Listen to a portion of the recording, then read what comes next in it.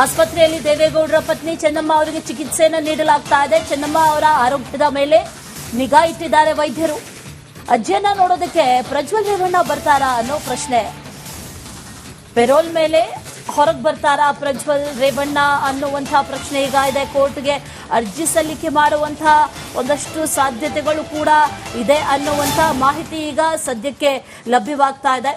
Payroll ಮೇಲೆ ಹೊರಗಡೆ ಬಂದು ಆರೋಗ್ಯ ವಿಚಾರಣೆ ಅಥವಾ ನೋಡೋದಕ್ಕೆ ಅಜ್ಜಿಯನ್ನ ನೋಡೋದಕ್ಕಾದ್ರೂ ಬರ್ತಾರಾ ಅಥವಾ ಪೆರೋಲ್ ಮೇಲೆ ಹೊರಗೆ ಬರುವಂತ ಅವಕಾಶ ಸಿಗುತ್ತಾ ಅನ್ನುವಂಥ ಒಂದಷ್ಟು ಪ್ರಶ್ನೆ ಈಗ ಸದ್ಯಕ್ಕಿರೋದು. ಈ ಪ್ರಜ್ವಲ್ ರೇವಣ್ಣ ಈಗಾಗಲೇ ಶಿಕ್ಷೆಯನ್ನ ಅನುಭವಿಸ್ತಾ ಇದ್ದಾರೆ.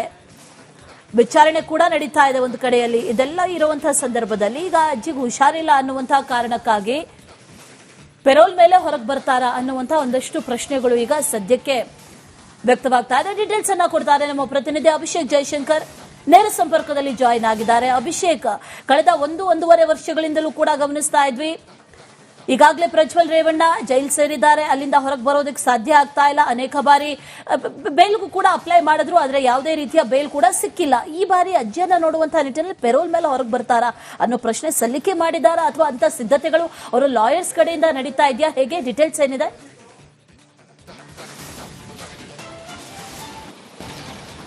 ಎಸ್, ಈಗಾಗಲೇ ಏನು ಒಂದು ಪ್ರಕರಣಕ್ಕೆ ಸಂಬಂಧಿಸಿದಂತೆ ಅವರಿಗೆ ಸಜೆ ಆಗಿರುವಂಥದ್ದು. ಇನ್ನು ಉಳಿದಂತಹ ಏನು ಟ್ರಯಲ್ ಕೂಡ ನಡೀತಾ ಇದೆ. ಈ ಹಿನ್ನೆಲೆಯಲ್ಲಿ ಜೈಲು ಅಧಿಕಾರಿಗಳು ಆ ಒಂದು ಪ್ರಕರಣಕ್ಕೆ ಸಂಬಂಧಿಸಿದಂತೆ ಮಾತ್ರ ಪೆರೋಲ್ ಕೊಡುವಂತಹ ಒಂದು ಅವಕಾಶ ಇದೆ. ಆದರೆ ಈಗ ವಿಚಾರಣೆ ಅಂದ್ರೆ ಮತ್ತೆರಡು ಕೇಸ್ಗಳ ವಿಚಾರಣಾ ಹಂತದಲ್ಲಿ ಇರುವಂತಹ ಕಾರಣದಿಂದಾಗಿ ಇವರು ಹೈಕೋರ್ಟ್ಗೆ ಹೋಗಬೇಕಾಗುತ್ತೆ. ಈ ರೀತಿಯಾಗಿ ಎಮರ್ಜೆನ್ಸಿ ಪೆರೋಲ್ ಗೆ ಒಂದು ಅರ್ಜಿಯನ್ನು ಸಲ್ಲಿಕೆಯನ್ನು ಮಾಡಲಾಗುತ್ತೆ. ಅದಕ್ಕೆ ಕಾರಣ ಕೂಡ ಈ ರೀತಿಯಾದಂತಹ ಒಂದು ಆರೋಗ್ಯ ಸ್ಥಿತಿ ಸಾಕಷ್ಟು ಒಂದು ಗಂಭೀರವಾಗಿದೆ. ಹೀಗಾಗಿ ಅಜ್ಜಿಯನ್ನ ಅಂದ್ರೆ ಸ್ವಂತ ಅಜ್ಜಿ ಆಗಿರುವಂತಹ ಕಾರಣದಿಂದಾಗಿ ಅವರನ್ನ ನೋಡೋದಕ್ಕೆ ಮೊಮ್ಮಗನಿಗೆ ಒಂದು ಅವಕಾಶವನ್ನ ನೀಡಬೇಕು ಅಂತ ಹೇಳಿ ಒಂದು ಅರ್ಜಿಯನ್ನು ಸಲ್ಲಿಕೆ ಮಾಡುವಂತಹ ಸಾಧ್ಯತೆಗಳು ಕೂಡ ಇದೆ. ಇಂದು 11 ಗಂಟೆಯ ಸುಮಾರಿಗೆ ಅರ್ಜಿಯನ್ನ ಅಂದ್ರೆ ಅವರೇನಾದ್ರೂ ಅರ್ಜಿಯನ್ನ ಸಲ್ಲಿಕೆ ಮಾಡೋದಾಗಿದ್ರೆ 11 ಗಂಟೆಗೆ ಸಂದರ್ಭದಲ್ಲಿ ಅರ್ಜಿಯನ್ನ ಸಲ್ಲಿಕೆಯನ್ನ ಮಾಡಬಹುದಾಗಿದೆ.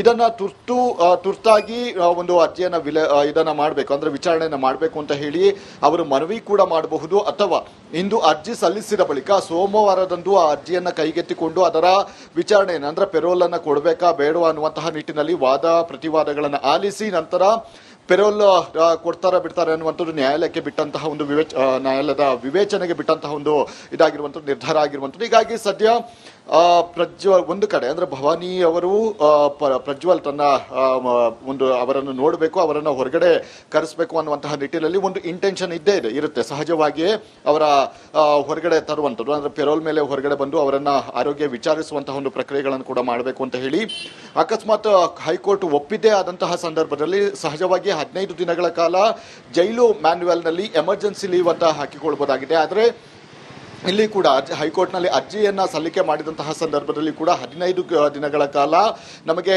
ಪೆರೋಲ್ ನೀಡಿ ಅಂತ ಹೇಳಿ ಅರ್ಜಿಯನ್ನ ಸಲ್ಲಿಸುವಂತಹ ಸಾಧ್ಯತೆ ಇದೆ. ಅಂದ್ರೆ ಒಂದಷ್ಟು ಅಂದ್ರೆ ಅವರ ಆರೋಗ್ಯಕ್ಕೆ ಸಂಬಂಧಿಸಿದಂತೆ ಅವರ ಜೊತೆನೇ ಇರಬಹುದಾಗಿದೆ ಇರಬೇಕಾಗುತ್ತೆ ಅನ್ನುವಂತಹ ಒಂದು ಕಾರಣವನ್ನ ನೀಡಿ ಅರ್ಜಿಯನ್ನ ಸಲ್ಲಿಕೆ ಮಾಡುವಂತಹ ಸಾಧ್ಯತೆಗಳು ಕೂಡ ಇದೆ. ಹೀಗಾಗಿ ಸದ್ಯ ಈ ಒಂದು ಪ್ರಕ್ರಿಯೆ ಇನ್ನು ಕೂಡ ಅಂದ್ರೆ 11 ಗಂಟೆಯ ಬಳಿಕ ಕಾನೂನು ಮುಖಾಂತರ ಯಾವ ರೀತಿ ಅರ್ಜಿಯನ್ನು ಸಲ್ಲಿಕೆ ಮಾಡ್ತಾರಾ ಇಲ್ವಾ ಅನ್ನುವಂಥದ್ದು ಕೂಡ ಮುಂದಿನ ಹಂತದಲ್ಲಿ ಕಾದು ನೋಡಬೇಕಾಗಿದೆ. ಈಗ ಸದ್ಯದ ಮಟ್ಟಿಗೆ ಈ ಒಂದು ಸಂಬಂಧ ಅಂದ್ರೆ ಎಮರ್ಜೆನ್ಸಿ ಪೆರೋಲ್ ಅಂತ ಏನಾದರೂ ಹೇಳಿದಂತ ಅಂದ್ರೆ ಅರ್ಜಿಯನ್ನು ಹಾಕಿದಂತಹ ಸಂದರ್ಭದಲ್ಲಿ ಬಹುತೇಕ ಈ ಹಿಂದಿನ ಒಂದಷ್ಟು ಆದೇಶದ ಪ್ರಕಾರ ಎಮರ್ಜೆನ್ಸಿ ಲೀವ್ ಸಿಕ್ಕೇ ಸಿಗುತ್ತೆ ಅಂದ್ರೆ ಎಮರ್ಜೆನ್ಸಿ ಪೆರೋಲ್ ಸಿಕ್ಕೇ ಸಿಗುತ್ತೆ.